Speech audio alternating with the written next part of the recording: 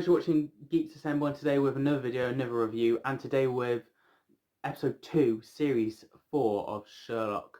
And next week we'll be doing the final problem, episode 3, series 4, the finale of not series 4, but of Sherlock in general, which I can't wait to review next week.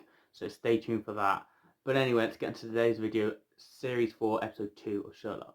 So, we've been focusing around Watson struggling to be a parent and having someone to talk to, a therapist again, which links back to the very first episode with him needing to cope and him needing to tell his feelings. But also, Watson has got Mary as a visionary figure in his head to talk to, which makes him a bit more insane. And talk about insane, we have Sherlock losing it and doing drugs again and going on a full-on rampage. Because Mary left a video, a DVD to put in, and basically the video said you need to put yourself in danger so Watson can save you, to save himself.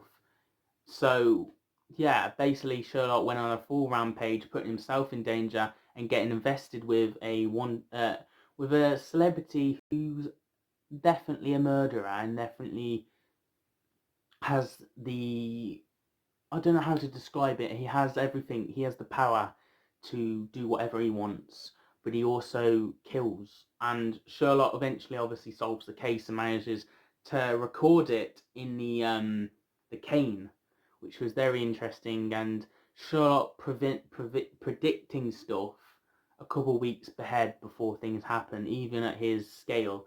And he's dying from doing drugs too much, and he's putting himself at very high risk. But yeah, by the end, Watson saves him, managed to get the murderer off Sherlock, and the murderer, who's the high celebrity, gets put in jail.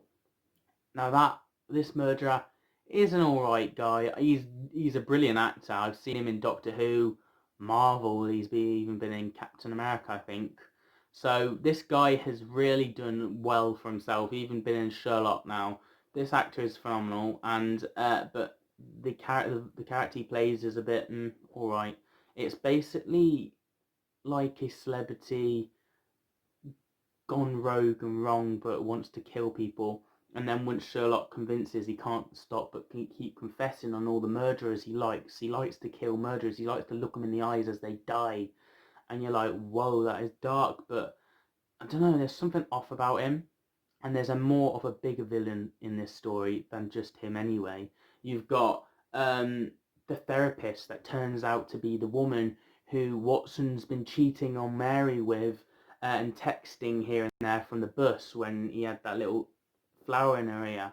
It turns out to be the same person with eye contacts and a greyer hair with a disguise. And then you've also got another disguise on top. The woman who asked Sherlock to investigate on that celebrity, she was apparently not real, but he finds out she was real, and it wasn't just a figure of Sherlock's state of being bad.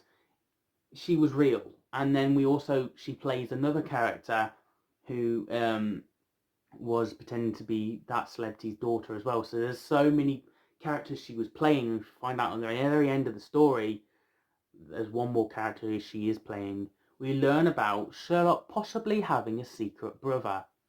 Or is it sister? So basically, this woman has played the woman who Watson was cheating on with, the woman's the celebrity's daughter she was playing, and she was playing the therapist, but she's also playing the main character, who she really is, Sherlock and Sherlock's brother's sister, who is, I've forgotten her name, and I can't even remember Sherlock's brother's name. Mycroft, I think his name is, but I always can't remember him. So yeah, I can't remember Mycroft, so I'm not, whenever I want to, so I'm not going to have to remember her name. I'm just going to call it Sherlock's sister and Sherlock's brother, because it's easy to remember that way.